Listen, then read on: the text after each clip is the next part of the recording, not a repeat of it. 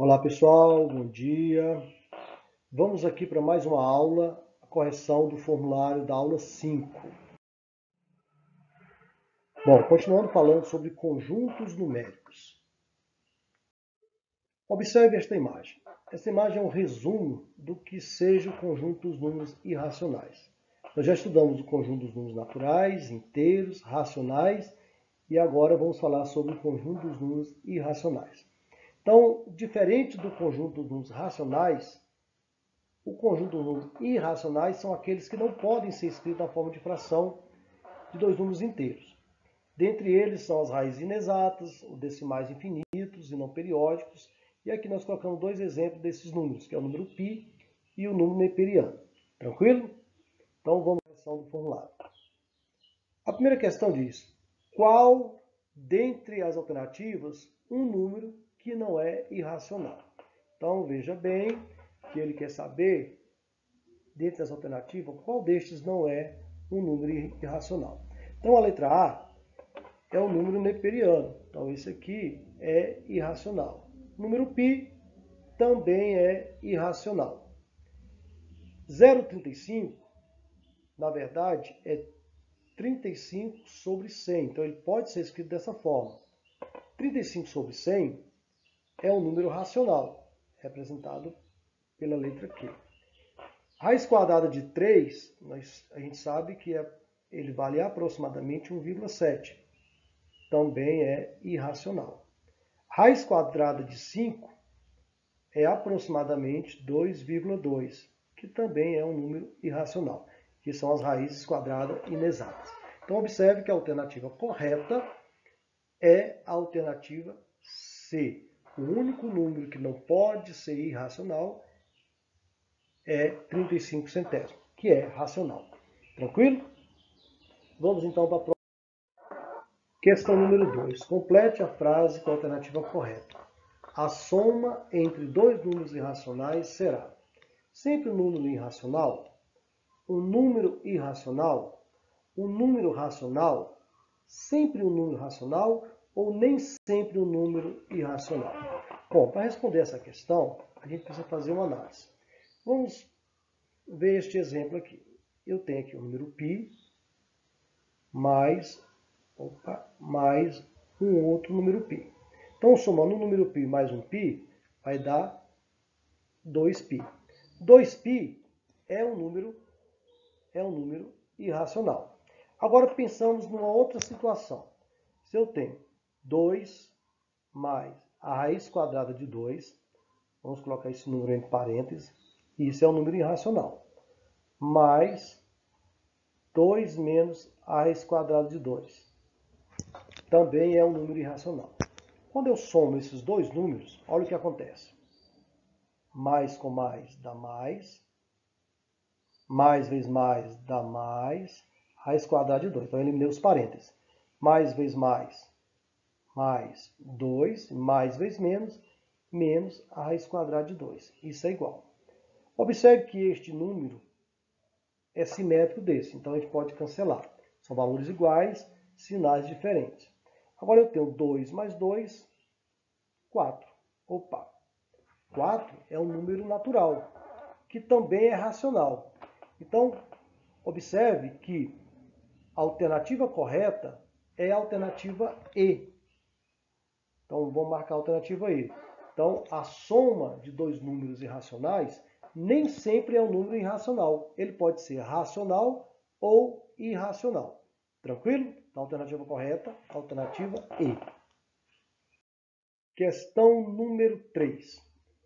Qual é, dentre as alternativas, um número que não é irracional? Então, ele quer saber agora o número que não é irracional.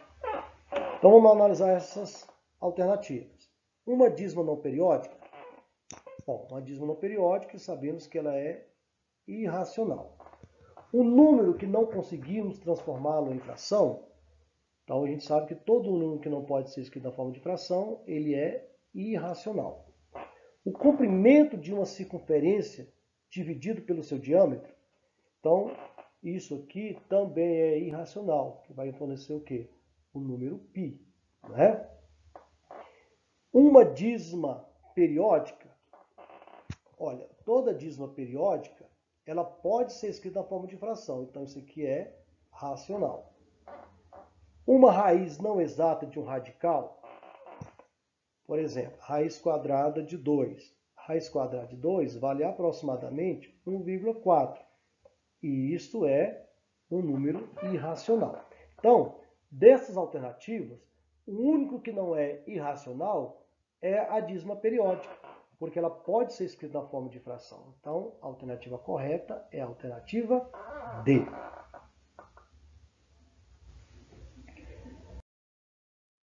Bom, vamos aqui então para a questão número 4. Observe os números a seguir. Então, eu tenho este número, este e este. São números irracionais. Somente 1 é verdadeira, somente 2 é verdadeira, somente 3 é verdadeira, somente 1 e 2 é verdadeira ou somente 3 e 4 são verdadeiras? Bom, então vamos analisar que números são estes. Então, vamos cá.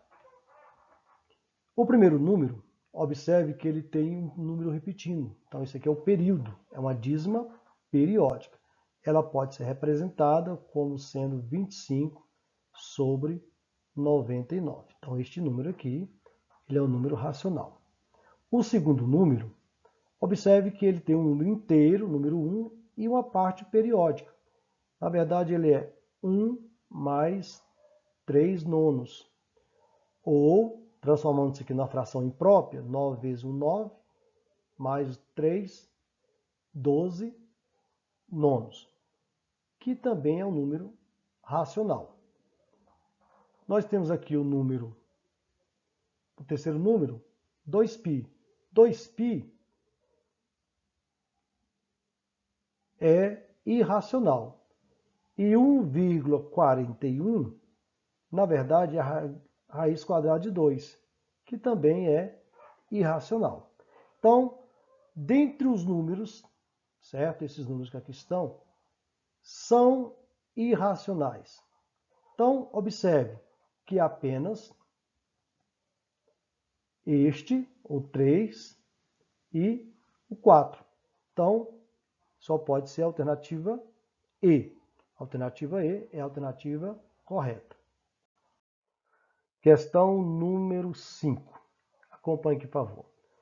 Observe a reta abaixo, considere que as letras estão representando números decimais e marque com um X a resposta que mais se aproxima dos números localizados na reta numérica, nesta ordem, A, B, C e D.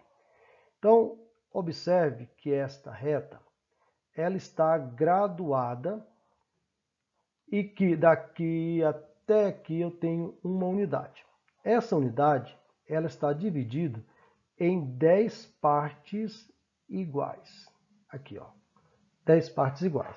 Então, eu preciso considerar que elas representam números decimais, ok? Então, vamos aqui. Bom, eu preciso encontrar, certo? Quanto que vale o A, o B, C e D. Ok? Então, vamos lá. Se eu tenho aqui o número 1, e ele está dividido em 10 partes iguais, aqui é 1,1, 1,2 e aqui 1,3. Observe que o A está exatamente no meio deste segmento, tá? Ele está bem aqui. Logo, eu posso deduzir que o A vale 1,25, ok? Então, 1,1, 1,2 e aqui é a metade. Então, o A vale 1,25. Vamos para a letra B. Bom, aqui, ó, 1,1, 1,2, 1,3, 1,4. Então, o B só pode ser 1,42. Vamos para o C. Ok? Então, lá, 1,1, 1,2, 1,3, 1,4, 1,5, 1,6, 1,7. Observe que a letra C está um pouquinho antes de 1,7. Então, pelas alternativas, eu posso deduzir que aqui vai ser 1,68. E por último, nós temos a letra D. Então, aqui é 1,7, 1,8, 1,9. Observe que ele está mais ou menos, certo? Na metade, mas não necessariamente na metade.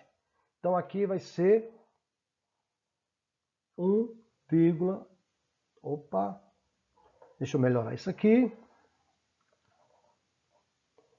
Vamos colocar essa letra D aqui mais embaixo. Então, a letra D vai ser 1,94. Então, eu tenho aqui 1 inteiro e 25 centésimos, 1 inteiro e 42 centésimos, 1 inteiro e 68 centésimos e 1 inteiro e 94 centésimos. Então, eu observo que a alternativa correta é a alternativa C. Então, vamos lá marcar a alternativa C. Ok? Próxima questão. Questão número 6. Na reta numérica seguinte, o número representado pela letra C está na mesma distância do zero em relação ao número raiz quadrada de 2. Porém, no sentido oposto. O valor de C é. Então, observe que eu tenho aqui o zero e a raiz quadrada de 2 está bem aqui. Então, eu digo, certo, que ele está no sentido positivo da reta. A letra C está no sentido negativo, ou seja, à esquerda, porém na mesma distância. Então, eu posso afirmar que a letra C é exatamente a raiz quadrada de 2, já que está na mesma distância, porém no sentido oposto. Então, a alternativa correta é a alternativa C. Ok?